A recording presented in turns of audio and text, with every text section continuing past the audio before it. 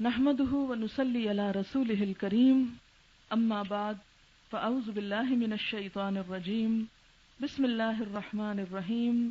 رب اشرح لي صدري ويسر لي امري واحلل عقدة من لساني يفقهوا قولي۔ قرآن پاک میں اللہ تعالیٰ کا ارشاد ہے وَلِلَّهِ عَلَى النَّاسِ حِجُّ الْبَيْتِ مَنِ اسْتَطَاعَ إِلَيْهِ سَبِيلًا وَمَنْ كَفَرَ فَإِنَّ اللَّهَ غَنِيٌّ عَنِ الْعَالَمِينَ، اور لوگوں پر خدا کا یہ حق ہے کہ جو اس کے گھر تک پہنچنے کی استطاعت رکھتا ہو وہ اس کا حج کرے، اور جو اس حکم کی پیروی سے انکار کرے تو اسے معلوم ہونا چاہیے کہ اللہ تعالیٰ سارے جہان والوں سے بے نیاز ہے۔ حج جو کہ اسلام کے بنیادی ارکان میں سے ایک رکن ہے، صاحب استطاعت لوگوں پر فرض ہے۔ حج کا لفظی معنی قصد اور زیارت کرنا ہے، یعنی ارادہ اور زیارت، اور اسلام کی اصطلاح میں اللہ تعالیٰ کے مخصوص عبادت کا نام اور اللہ تعالیٰ کے گھر کی مخصوص طریقے سے زیارت کا نام حج ہے۔ حج صاحب حیثیت مسلمانوں پر فرض ہے۔ صحیح مسلم کی روایت ہے کہ اللہ تعالیٰ نے تم پر حج فرض کیا ہے لہذا تم حج کرو۔ ایک اور جگہ پر آپ صلی اللہ علیہ وسلم نے فرمایا، بخاری اور مسلم کی روایت ہے کہ اسلام کی بنیاد 5 چیزوں پر ہے۔ نمبر 1، اللہ تعالیٰ کے ایک ہونے اور محمد صلی اللہ علیہ وسلم کے رسول ہونے اور اس کے بندہ ہونے کی شہادت دینا۔ نمبر 2، نماز پڑھنا۔ نمبر 3، زکوٰۃ دینا۔ نمبر 4، رمضان کے روزے رکھنا۔ نمبر 5، بیت اللہ کا حج کرنا۔ یہ بخاری اور مسلم کی روایت ہے، جس سے ہمیں یہ پتہ چلتا ہے کہ حج فرض عبادات میں سے ہے۔ اور ایک اور جگہ ہمیں یہ پتہ چلتا ہے، آپ صلی اللہ علیہ وسلم نے فرمایا، جو شخص حج کا ارادہ کرے اسے حج کرنے میں جلدی کرنی چاہیے، کیونکہ ممکن ہے کہ وہ بیمار پڑ جائے، ممکن ہے اس کی اونٹنی کھو جائے، یعنی سواری اس کی ختم ہو جائے یا سواری کا ذریعہ نہ رہے، اور ممکن ہے کہ کوئی اور ایسی ضرورت پیش آ جائے کہ حج ناممکن ہو جائے۔ مطلب یہ ہے کہ وسعت ہونے کے بعد انسان کو اپنا فرض ادا کرنے کے لیے ٹال مٹول کرنا درست نہیں۔ پھر اسی طرح آپ صلی اللہ علیہ وسلم نے جہاں نہ کرنے کے بارے میں تنبیہ فرمائی، وہاں کرنے کی بہت فضیلت بھی فرمائی، اور اس کے لیے فرمایا کہ جو شخص صحیح طور پر حج کرتا ہے وہ اپنے گناہوں سے اس طرح پاک ہو جاتا ہے جس طرح ایک بچہ جو ماں کے پیٹ سے گناہوں سے پاک پیدا ہوتا ہے۔ حج کرنے سے نہ صرف یہ کہ انسان کے گناہ معاف ہوتے ہیں بلکہ اس کے درجات بھی بلند ہوتے ہیں اور اس کے اندر ایمان کی تجدید بھی ہوتی ہے۔ ایک اور حدیث میں آتا ہے کہ رسول اللہ صلی اللہ علیہ وسلم سے دریافت کیا گیا، ای العمل افضل، کہ اے اللہ کے رسول صلی اللہ علیہ وسلم سب سے افضل کام کیا ہے؟ قال ایمان باللہ ورسولہ، اللہ اور اس کے رسول پر ایمان لانا۔ قیل ثم ماذا، کہا گیا پھر کیا ہے، یعنی اس کے بعد کون سا زیادہ اچھا عمل ہے؟ فرمایا الجہاد فی سبیل اللہ، اللہ کے راستے میں جہاد کرنا۔ قیل ثم ماذا، پھر عرض کیا گیا اس کے بعد کون سا؟ تو آپ نے فرمایا حج مبرور، مقبول حج، یعنی صرف حج نہیں بلکہ ایسا حج جو واقعی قبول ہو جائے۔ اور اسی طرح ایک اور حدیث میں آتا ہے کہ حج تمام گناہوں کو معاف کر دیتا ہے جو پہلے سے سرزد ہو گئے، اور ہر کمزور کا جہاد حج ہے،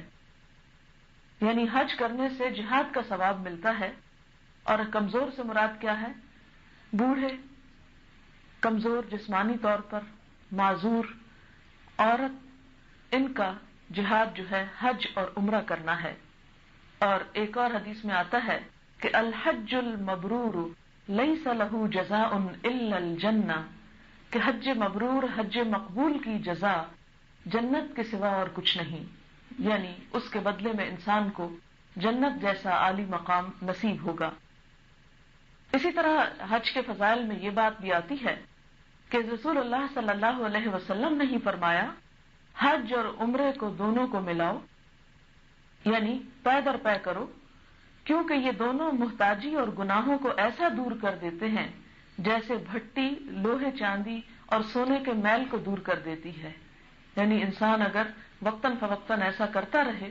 تو جس طرح کوئی بھٹی جو ہے اس میں ڈالنے کے بعد سونے چاندی کے اندر کوئی کھوٹ ملاوٹ ہو وہ ختم ہو جاتی ہے، اسی طرح انسان کے ایمان میں، اس کے عمل میں اگر کوئی کمی بیشی ہو تو حج اور عمرہ اس کو دور کر دیتا ہے۔ اور پھر فرمایا کہ حج مقبول کا بدلہ جنت کے سوا کچھ نہیں۔ اور اس لیے بھی اجر بہت زیادہ ہے حج کا کہ دیگر عبادات میں ہم دیکھتے ہیں کہ نماز میں صرف انسان کے جسم کو تکلیف ہوتی ہے یا جسم کی قربانی ہوتی ہے، زکوٰۃ میں صرف مال ہوتا ہے، لیکن حج میں تینوں چیزیں جمع ہو جاتی ہیں، عبادت بھی، جسم بھی اور مال بھی۔ یعنی اپنی جگہ ایک عبادت بھی ہے اور جسم کی مشقت بھی ہوتی ہے اور مال بھی خرچ کیا جاتا ہے۔ اس میں آپ دیکھیں کہ جیسا کہ آپ جانتے ہیں کہ اللہ کے راستے میں سواری کے اوپر خرچ کرنا 1 درہم یا 1 دینار کا ثواب 700 کے برابر ہے۔ یعنی عام صدقہ بھی بہت باعث اجر ہے، لیکن وہ مال اور وہ صدقہ جو انسان اللہ کے راستے میں کرتا ہے وہ بہت ہی باعث اجر ہے۔ اس لیے حج کے موقع پر انسان کو اپنے ٹکٹ کے لیے یا کھانے پینے کے لیے یا رہائش کے لیے جو بھی تکلیف اٹھانی پڑتی ہے مالی اعتبار سے، اس کا بھی بے پناہ اجر ہے۔ اور اسی طرح حضرت عائشہ رضی اللہ تعالی عنہا سے آپ نے فرمایا تھا کہ عائشہ، جتنی تم کو تکلیف ہوگی اور جتنا تم خرچ کرو گی اتنا ہی تم کو ثواب ملے گا، کیونکہ انسان نہ صرف یہ کہ مال خرچ کرتا ہے بلکہ حج کے موقع پر انسان کو جسمانی تکلیفیں بھی بہت سی گزرتی ہیں اور بہت سی ناپسندیدہ اور باعث اذیت باتیں بھی انسان کو گوارا کرنی پڑتی ہیں۔ نہ تو گھر جیسا آرام ہوتا ہے، نہ روٹین ہوتی ہے، اور کھانے پینے کے علاوہ بہت زیادہ ہجوم میں انسان بعض اوقات گھبرا بھی جاتا ہے، بعض اوقات ٹوائلٹس پر اتنی لمبی لمبی قطاریں ہوتی ہیں کہ انسان کے لیے پریشان کن صورتحال پیدا ہو جاتی ہے۔ لہذا اس سارے موقع پر انسان کو صبر و ضبط اور تحمل سے کام لینا چاہیے تاکہ اس کے اجر میں کسی قسم کی کمی واقع نہ ہو۔ لیکن اس بات کا اہتمام ضروری ہے کہ جو مال انسان اللہ کے راستے میں خرچ کرے اور حج کے اوپر خرچ کرے وہ مال حلال کا مال ہو، حرام کا نہ ہو۔ حج ہی کے بارے میں جب انسان گھر سے نکلے تو سب سے پہلے اپنی نیت کو صرف اللہ کے لیے خالص کر لے، اس لیے کہ اللہ تعالیٰ کوئی ایسی عبادت قبول نہیں کرتے کہ جس میں انسان اللہ کی رضا کے بغیر دوسری غرضیں بھی شامل کر لے۔ یعنی حاجی کہلوانے کے لیے نہیں، نہ ہی حج سے کوئی شہرت کمانا مقصود ہو، اور نہ ہی یہ جذبہ دل کے اندر ہو کہ اس طرح لوگوں کے دلوں میں میری نیکی اور شرافت اور حج کی دھاک بیٹھ جائے کہ ان کا مجھ پر اعتبار زیادہ ہو جائے اور میرا کاروبار اور بڑھ جائے۔ یعنی دنیا کے اغراض و مقاصد کے لیے نہ ہو بلکہ صرف اور صرف اللہ کی رضا کے لیے۔ اسی لیے قرآن پاک میں اللہ تعالیٰ فرماتے ہیں وَلَا آمِّينَ الْبَيْتَ الْحَرَامَ يَبْتَغُونَ فَضْلًا مِّن رَّبِّهِمْ وَرِضْوَانًا، اور نہ ان لوگوں کو چھیڑو، یعنی رستے میں اذیت نہ دو جو اپنے رب کے فضل اور اس کی خوشنودی کی تلاش میں احترام والے گھر کی طرف جا رہے ہیں، یعنی ان کے پیش نظر اللہ کی رضا کے سوا اور کچھ نہیں۔ اور ایک اور جگہ پر اللہ تعالیٰ فرماتے ہیں وَأَتِمُّ الْحَجَّ وَالْعُمْرَةَ لِلَّهِ، اور پورا کرو حج اور عمرے کو اللہ کے لیے، کسی اور کے لیے نہیں، یعنی اللہ ہی کی رضا کے لیے ایسا کرو۔ پھر اسی طرح یہ بات بھی ضروری ہے کہ انسان جب حج کے لیے جانے لگے تو اس کا بہت چرچا نہ کرے، بہت شہرت نہ کرے اس بات کی، اور ایسا کوئی کام نہ کرے کہ جس سے نمود و نمائش کا اظہار ہو اور اس میں کوئی ایسے جذبات شامل ہو جائیں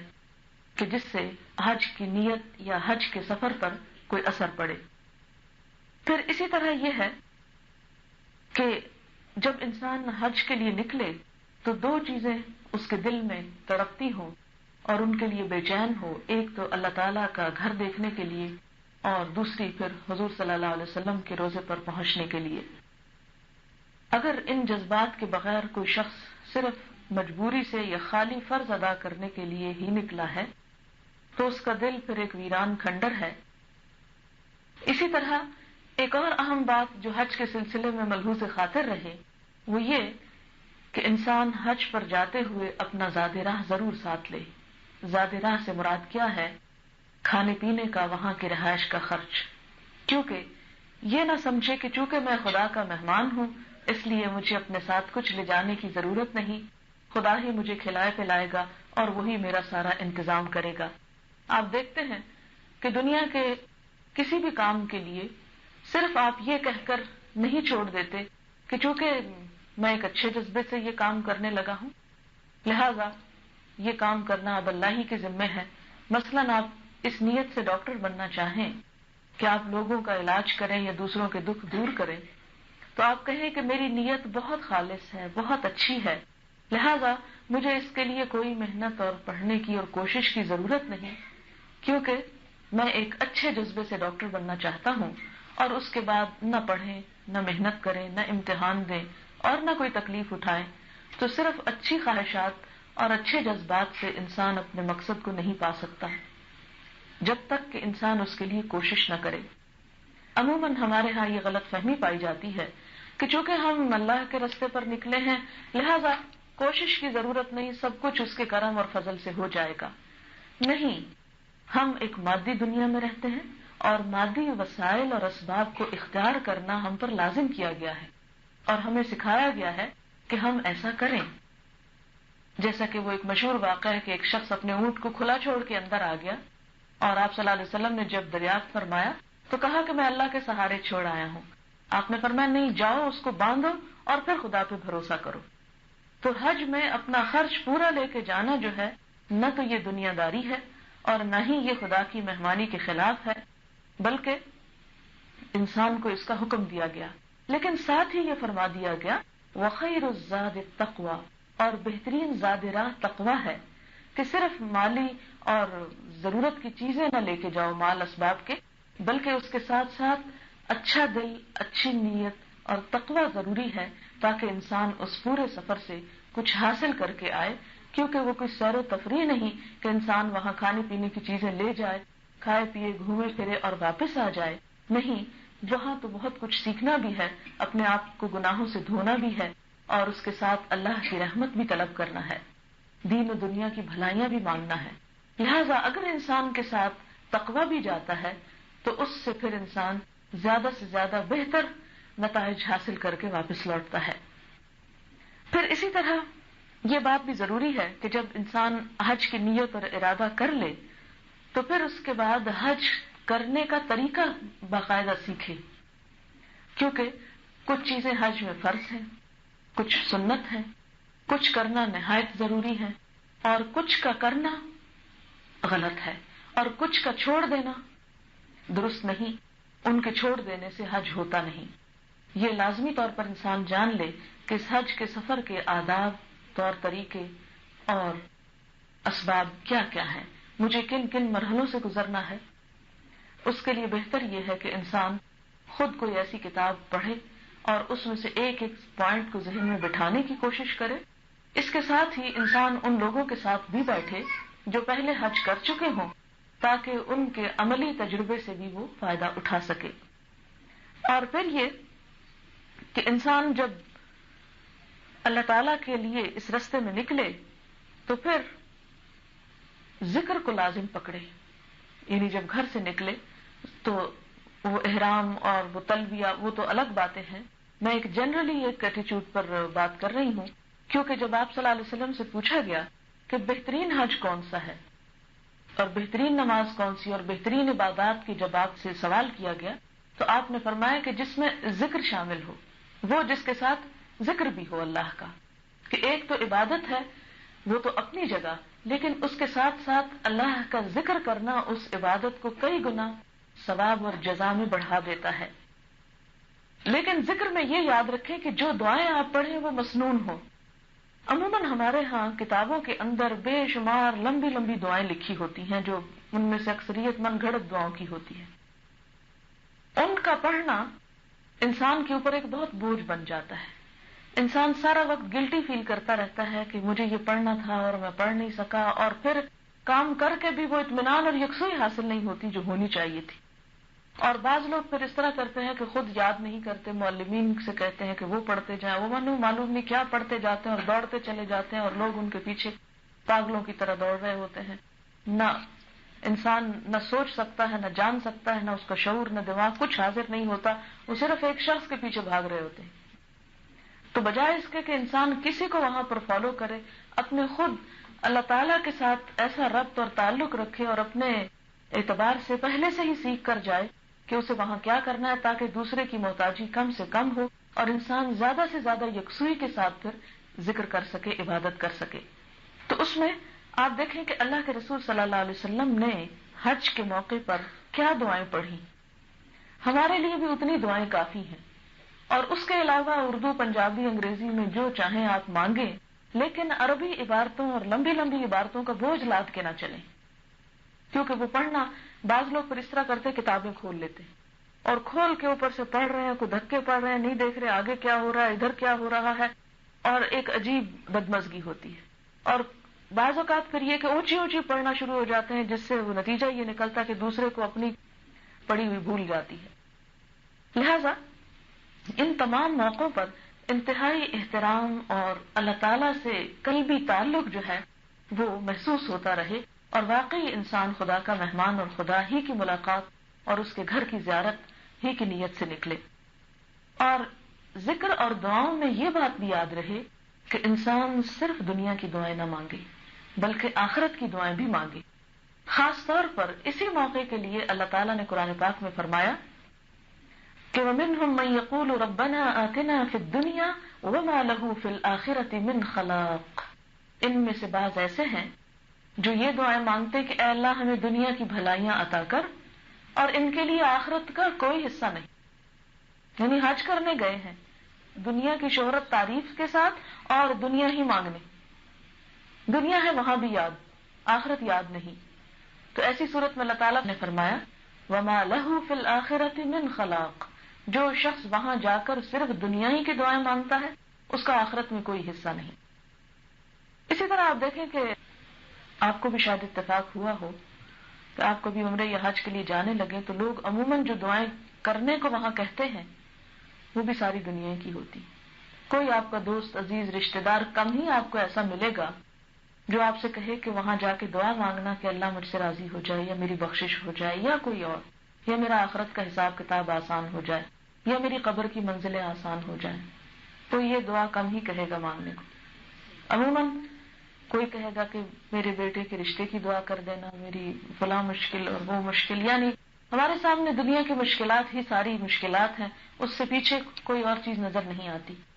خاص طور پر حج کے موقع پر اللہ تعالیٰ نے فرمایا کہ ایسا نہ کرنا.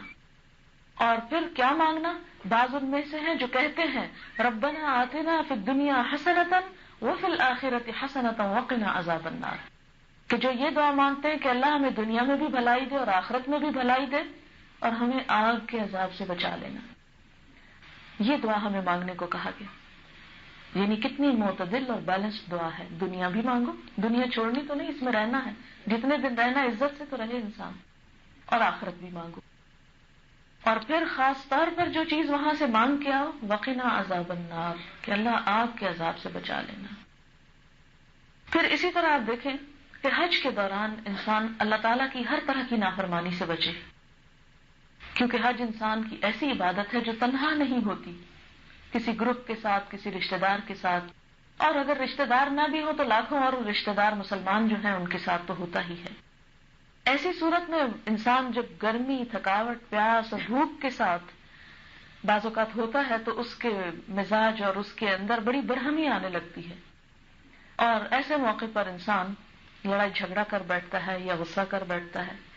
اس کے بارے میں آتا ہے کہ حضرت ابوبکر صدیق رضی اللہ تعالیٰ عنہ کے اونٹ پر حضور صلی اللہ علیہ وسلم کا سامان لدا ہوا تھا، دونوں کا سامان ایک پر تھا، اور انہوں نے وہ اپنا اونٹ اپنے غلام کو دے دیا کہ تم لے کے آؤ مکہ تک۔ جب وہ اس جگہ پر پہنچے تو دیکھا کہ اونٹ نہیں پہنچا۔ حضرت ابوبکر صدیق رضی اللہ تعالیٰ عنہ کو بہت غصہ آیا۔ کافی دیر کے ڈھونڈنے کے بعد جس وقت وہ اونٹ اور وہ سامان ملا تو آپ نے احرام کی حالت میں ہی غلام کو پیٹنا شروع کر دیا۔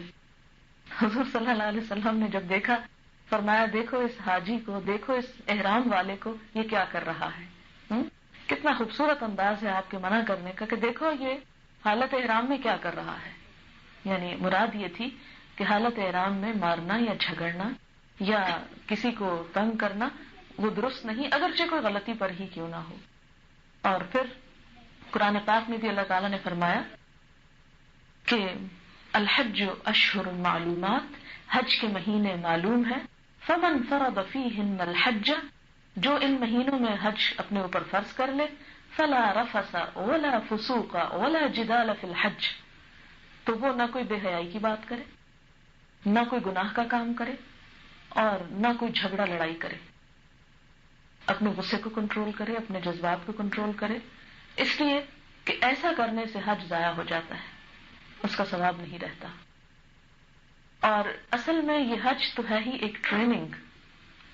کہ تم جاؤ اور پھر اپنی حدود میں بھی رہو، اتنے ہجوم میں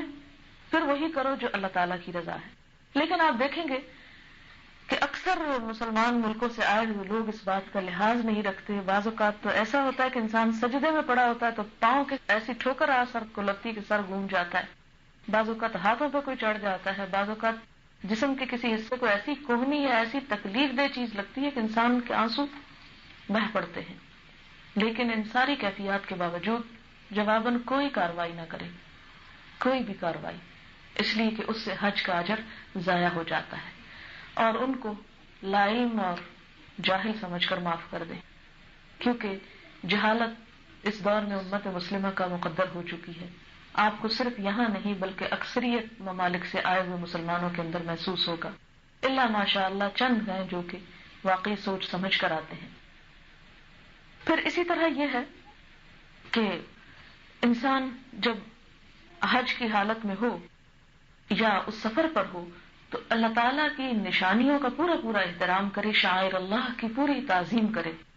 شاعر اللہ کیا ہے، اللہ کی نشانیاں کیا ہیں، اللہ کا گھر اور وہاں کے مسجد، اور پھر اس کے اندر آب زمزم کا کنواں، اور اسی طرح منا، عرفات اور مختلف جگہیں جو ہیں، یہ اللہ تعالیٰ کی نشانیاں ہیں۔ ان کا احترام کیا ہے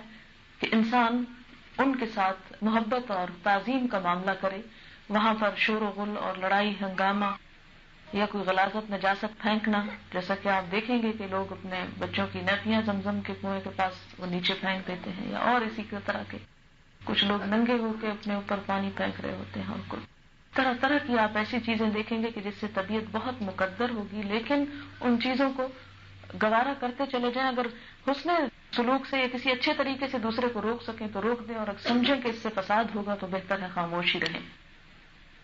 اور کسی بھی چیز کو یہ سمجھ کے حلال نہ کر لیں کہ دوسرے کر رہے ہیں تو میں بھی کر لوں۔ نہیں، اگر دوسرے غلط کر رہے ہیں تو ہمارے لیے اس سے جواز نہیں بنتا کہ ہم بھی وہ کرنا شروع کر دیں، اور وہاں پر کوئی بھی اس قسم کی چیز پھینکنے سے پرہیز کریں کہ جس سے اللہ کے گھر کی حرمت پامال ہوتی ہو۔ خصوصاً آپ دیکھیں کہ رمضان کے مہینے میں لوگ جب افطار کرتے ہیں حرم کے اندر گٹلیاں اور چھلکے اور بہت سی چیزیں پھینک دیتے ہیں جس سے طواف کرنے والوں کو، نماز پڑھنے والوں کو اذیت ہوتی ہے۔ تو اللہ تعالیٰ نے حضرت ابراہیم علیہ السلام کو خاص طور پر کہا تھا وَطَهِّرْ بَيْتِيَ لِلطَّائِفِينَ وَالْعَاكِفِينَ، کہ میرے گھر کو پاک کرو طواف کرنے والوں کے لیے اور اعتکاف کرنے والوں کے لیے۔ تو پاکی سے مراد صرف وہاں بتوں سے پاکی نہیں بلکہ اس کے فرش اور اس کے تمام ایک ایک چیز کو پاک اور صاف رکھنا مقصود ہے۔ پھر اسی طرح اللہ تعالیٰ نے ان لوگوں کے بارے میں جو اس کے گھر کی اور اس کی نشانیوں کی تعظیم کرتے ہیں فرمایا وَمَن يُعَظِّمْ شَعَائِرَ اللَّهِ فَإِنَّهَا مِن تَقْوَى الْقُلُوبِ، کہ جو اللہ کے شاعر کی تعظیم کرتا ہے تو یہ دلوں کے تقوی میں سے ہے، کہ دل کے تقوی کی علامت ہے جو انسان کے ظاہر پہ آتی ہے۔ پھر اسی طرح یہ ہے کہ انسان کے اندر عاجزی اور انکساری اور اللہ کے شکر کے احساسات ہونے چاہیے کہ شکر اس خدا کا جس نے لاکھوں انسانوں میں سے چن کر مجھے یہاں بھیج دیا. کتنے ہی لوگ ایسے ہیں جو کتنی محبت سے تڑپتے رہتے ہیں، ساری زندگی آنسو بہاتے رہتے ہیں اور وہاں جانے کی حسرت رکھتے ہیں، اور بعض اوقات سارے وسائل ہوتے ہوئے بھی نہیں جا پاتے. تو وہاں تک پہنچا دینا، یہ اللہ کا خاص کرم اور عنایت کو محسوس کرے انسان، اور پھر یہ نہ سمجھے کہ میری فلاں بڑی نیکی تھی جس لیے اللہ نے مجھے یہاں آنے کا موقع دے دیا، یا معلوم نہیں میری کون کون سی چیزیں خدا کو بڑی پسند ہے کہ اس نے مجھے یہاں بھیج دیا. نہیں، بہت عاجزی کا احساس دل میں ہونا چاہیے کہ کہیں ایسا نہ ہو یہ حج میرے لیے کوئی آزمائش کا ہی سبب بن جائے، بلکہ اللہ سے ڈرتے ہوئے اس سارے وقت کو گزارنا چاہیے. پھر اسی طرح خاص عبادت جو وہاں پر رہے وہ یہ کہ انسان احرام جب باندھ لے تو باندھنے کے بعد کثرت کے ساتھ تلبیہ پڑھے، اور اس وقت تلبیہ پڑھنا جو ہے، یعنی لبیک اللہم لبیک لبیک لا شریک لک لبیک ان الحمد والنعمت لک والملک لا شریک لک، تو یہ کثرت کے ساتھ پڑھتا چلا جائے، کیونکہ اس کے پڑھنے سے بہترین ذکر پھر اور کوئی نہیں جتنا دیر انسان احرام کی حالت میں ہے. جب انسان طواف کر رہا ہو تو ہر چکر میں کوئی ایک مخصوص ذکر یا عبادت رکھنے کے ساتھ ساتھ جب رکن یمانی کے پاس پہنچے تو ربنا آتنا فی الدنیا حسنہ، یعنی طواف ختم کرنے سے پہلے جو آخری سائیڈ آتی ہے اس درمیان میں وہ پڑھے، اور جب ابتدا کرے تو تیسرے کلمے سے سبحان اللہ والحمد للہ ولا الہ الا اللہ واللہ اکبر. پھر اسی طرح درمیان میں انسان پنجابی میں، اردو میں، اپنی زبان میں جو دعائیں ہیں وہ مانگتا چلا جائے. آپ اپنے آپ کو تھوڑا اگر ترتیب دے دیں کہ مجھے اپنے لیے مانگنا ہے، اپنی اولاد کے لیے، اپنے والدین کے لیے، اپنی آخرت کے لیے، اپنے اور بہت سے جو مقاصد ہیں زندگی کے آپ کے، ان کے لیے، تو ہر چکر کے لیے آپ اگر دل میں رکھ لیں تو پھر کوئی دعا مس نہیں ہوتی. اور پھر اس کے ساتھ یہ ہے کہ طواف جو ہے ایسی نماز ہے کہ جس میں بولنے کی اجازت ہوتی ہے، لیکن انسان کوئی ادھر ادھر کی باتیں نہ کرے بلکہ کثرت سے اللہ کے ذکر کے ساتھ ہی وہ کرتا چلا جائے. یعنی وہاں پر پہنچ کر حرم شریف میں نماز کے علاوہ طواف سے بڑھ کر کوئی نیکی نہیں، کہ وہاں یہ نہیں کہ آرام سے انسان بیٹھ جائے اور کہے میں اللہ کے گھر کو جو دیکھ رہا ہوں اس کا بھی بڑا ثواب ہے. نہیں، اٹھے اور طواف کرے، اور کوشش انسان کرے کہ ہر نماز کے بعد طواف کر لے. لیکن اگر آخری دنوں میں بہت ہی رش ہو جائے تو پھر عورتوں کے لیے مناسب ہے کہ وہ کم کریں، کیونکہ اس میں پھر اتنے مردوں کے دھکے پڑتے ہیں کہ وہ انسان وہاں پہنچ کے وہ ساری جو دل کی خاص کیفیت ہے وہ مردوں سے ٹکرا ٹکرا کے وہ ختم ہونے لگتی ہے. لیکن جب تک یعنی تھوڑی بہت ایسی کیفیت ہو تو اس صورت میں انسان کرتا چلا جائے. لیکن وہ طواف افاضہ جو ہے، جو فرض رکن ہے، وہ تو بہرحال دھکے پڑے یا کچھ، اس میں تو وہ کرنا ہی کرنا ہے. پھر اس کے بعد آپ دیکھیں کہ جب انسان عرفات کے میدان میں ہو تو اس وقت کا مخصوص ذکر جو ہے وہ تمام دعاؤں کے ساتھ اللہ سے توبہ کرنا، استغفار کرنا ہے. قرآن پاک میں آتا ہے ثم افیدوا من حیث افاض الناس، پھر وہاں سے پلٹو جہاں سے لوگ پلٹتے ہیں، واستغفر اللہ، اور اللہ سے بخشش مانگو. کیوں؟ اس لیے کہ عرفات کے میدان میں، عرفات کے دن اللہ تعالی سب سے زیادہ انسانوں کی بخشش فرماتے ہیں، اور شیطان اس دن اپنے سر میں خاک پھینکتا ہے، روتا ہے، چیختا ہے، بھاگتا ہے اور کہتا ہے ہائے میری بربادی، ہائے میری ہلاکت، کہ انسان کو میں نے ساری زندگی جہنم میں لے جانے کے لیے تیار کیا اور یہاں آ کے اس نے اپنی بخشش کرا لی اللہ سے. لیکن یہ صرف اس طرح بخشش نہیں ہوتی کہ انسان وہاں سے ایک پھیرا لگائے، بلکہ واقعی وہ کام کرے کہ جس سے اس کی بخشش ہو سکے. احرام میں جیسے ہوتا ہے تو احرام کا تو مطلب ہی ہے کہ سب کچھ اپنے اوپر حرام کر لے، اور اگر وہ کپڑا تو پہنا ہے احرام برائے نام اور کام وہی چل رہے ہیں، جھوٹ چغلی فریب اور دوسروں کو اذیت دینا، تو وہ تو پھر صرف ریچول سے تو بات نہیں بنتی. تو پھر سب سے زیادہ شیطان جو ہے وہ اس دن پورے سال میں روتا ہے، کیونکہ سب سے زیادہ بخشش اسی دن انسانوں کی جاتی ہے. تو انسان کثرت سے بخشش مانگے. پھر اسی طرح جب عرفات کے بعد منا میں انسان پہنچے تو بھرپور جذبات کے ساتھ قربانی کرے. عورتیں عموماً خود نہیں کرتی، لیکن یہ یاد رکھے، احساس ضرور ذہن میں لائے اور تازہ رکھے کہ وہ کیا موقع تھا کہ جب حضرت اسماعیل علیہ السلام کو حضرت ابراہیم علیہ السلام نے اللہ کے حکم سے ذبح کرنے کا ارادہ کر لیا، اور ان کے گلے پہ واقعی چھری پھیر بھی دی. یہ تو الگ بات ہے کہ اللہ تعالیٰ نے فرمایا وَفَدَيْنَاهُ بِذِبْحٍ عَظِيمٍ کہ بدلے میں ایک اور چیز دے دی گئی اور اس قربانی کو قبول کر کے کسی اور شکل میں حقیقی قربانی کروائی گئی. اور پھر اس چیز کو بھی ذہن میں رکھے انسان کہ ان صلاتی ونسکی ومحیایا ومماتی للہ رب العالمین لا شریک لہ وبذالک امرت وانا اول المسلمین، کہ بے شک میری نماز اور میری قربانی، میرا جینا اور میرا مرنا اللہ رب العالمین کے لیے ہے جس کا کوئی شریک نہیں، اسی کا مجھے حکم دیا گیا ہے اور میں سب سے پہلا مسلمان ہوں. تو قربانی کس کے لیے کرے؟ صرف اللہ کے لیے. پھر اسی طرح یہ ہے کہ حج کے جتنے اور بھی دن ہوں جیسے کنکریاں مارنے کے، ان سب میں کثرت سے اللہ کا ذکر جاری رہے. وَاذْكُرُوا اللَّهَ فِي أَيَّامٍ مَعْدُودَاتٍ کہ اللہ کا ذکر کرتے رہو ایام معدودات، گنے چنے چند دن میں. وہ تھوڑے سے دن ہیں، پھر پتہ نہیں کبھی آئیں کہ نہ آئیں، لہٰذا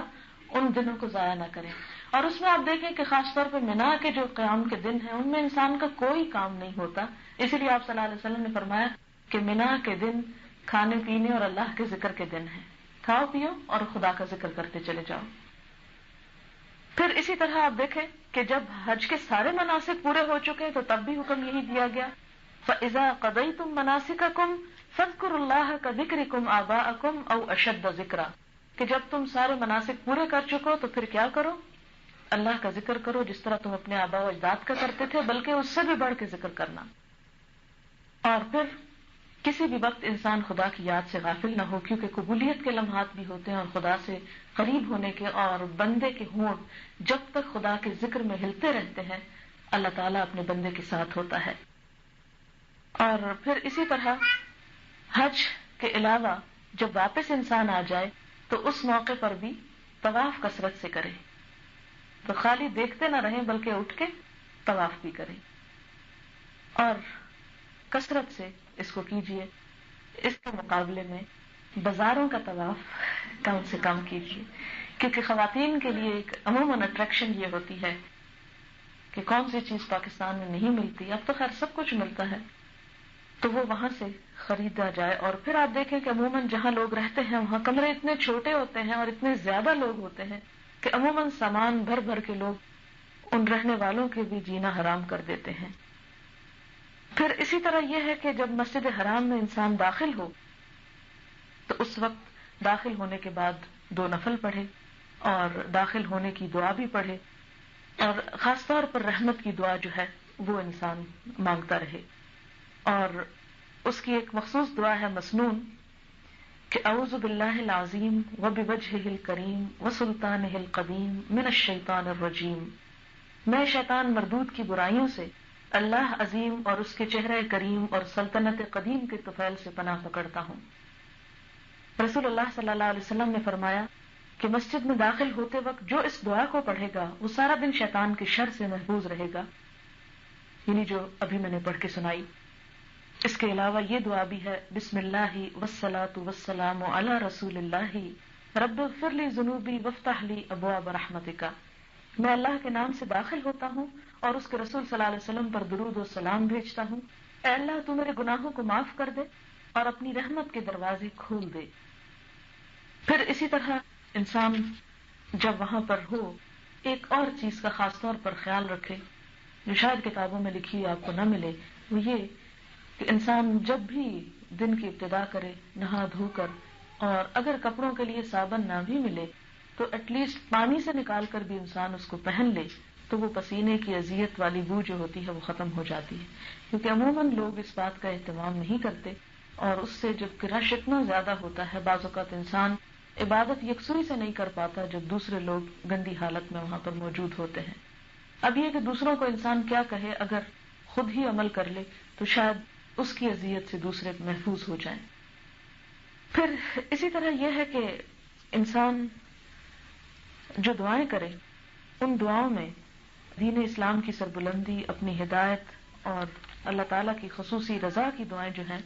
وہ شامل ہیں. اس کے علاوہ زمزم کا پانی پیتے ہوئے دعا جو ہے وہ قبول ہوتی ہے، اور زمزم کا پانی خوب پیٹ بھر کے پینا چاہیے. عموماً لوگ باہر جو ہے وہ بند بوٹلز خرید کر پیتے رہتے ہیں، لیکن وہ تو چلے ایک مجبوری سے ہی کہ آپ ہر جگہ کہاں اٹھائے پھریں، لیکن اندر جب ہوں تو کم از کم کوشش کریں کہ زیادہ سے زیادہ اس کو پئیں، اور اس میں یہ یاد رکھیں کہ زمزم کے پانی کی جو خصوصیت ہے اس کے لیے آپ نے فرمایا کہ جس مقصد کے لیے پیا جائے وہ اسی کے لیے ہے، یعنی اس سے دعا قبول ہوتی ہے، نیتیں قبول ہوتی ہیں. اور انسان اگر صحت کے لیے پیے، جیسے کہ ایک حدیث میں آتا ہے کہ آب زمزم برکت والا ہے، بھوکوں کے لیے کھانا ہے اور بیماروں کے لیے شفا ہے، کہ شفا کی نیت سے پیا جائے تو شفا نصیب ہوتی ہے. پھر اسی طرح یہ ہے کہ انسان منا میں، عرفات میں بھی اور منا میں جو کنکریاں مارتا ہے اور اس وقت جو بہت رش کی ایک کیفیت ہوتی ہے،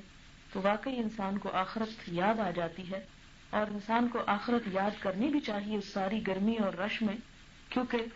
آپ اگر منا میں جو دن گزرتے ہیں اور منا میں جو کنکریاں ماری جاتی ہیں اس کے بارے میں آیت پڑھیں تو آپ حیران ہو جائیں گے کہ اللہ تعالیٰ نے کتنی حقیقت کا نقشہ کھولا ہے کہ فمن تعجل فی یومین فلا اسم علیہ ومن تأخر فلا اسم علیہ، کہ جو 2 دن جلدی کر کے پورے واپس آ جائے تو کوئی گناہ نہیں اس پر، اور جو 3 دن پورے کرے تو اس پر بھی کوئی گناہ نہیں، تاخیر کرے. یہاں کس چیز کو جاننے کی ضرورت ہے؟ اس علم کو، اس احساس کو تازہ کرنے کی کہ تم اس کی طرف اکٹھے کیے جاؤ. تو انسان گویا جب حج کی حالت میں ہوتا ہے اور لوگوں کا ازدحام ہوتا ہے تو جس سبق کو یاد کرنے کی ہر دم ضرورت ہوتی ہے کہ حشر کے میدان میں بھی یہ نہیں، اس سے بڑھ کے رش کا عالم ہوگا، اور اس سے بڑھ کر گرمی ہوگی، اور اس سے بڑھ کر افراتفری ہوگی. کیونکہ حج انسان کو صحیح معنوں میں آخرت کی نہ صرف یاد دلاتی ہے بلکہ اس کا نقشہ کھول کے رکھ دیتی ہے. اسے آپ نہ یہاں میرے الفاظ سے محسوس کر سکتے ہیں اور نہ ہی کسی اور طرح سے تصور کر سکتے ہیں، جس طرح وہاں جا کے محسوس کر سکتے ہیں. لہذا اس احساس کو بھی تازہ کرنے کی ضرورت ہے. اور آپ دیکھیں کہ خاص طور پر جب حج پورا ہو جاتا ہے اور یہ آخری مرحلہ ہوتا ہے حج کا، مینا کا میدان میں، جہاں انسان کے سر بھی منڈا دیا جاتا ہے اور پھر وہ احرام بھی کھولتا ہے، تو وہ جو حدیث ہے جس میں آتا ہے کہ انسان اس طرح پاک ہو جاتا ہے جیسے ماں کے پیٹ سے نکلا ہو، تو آپ دیکھیں کہ اس موقع پر بھی انسان جو کپڑے پہنتا ہے وہ بھی اسی طرح کے، یعنی فوراً جب بچہ پیدا ہوتا ہے کو بہت عمدہ ڈریس اس کو نہیں دیا جاتا ہے، ایسے ہی کپڑے میں لپیٹ لیا جاتا ہے، اس کے سر کے بال بھی اتارے جاتے ہیں.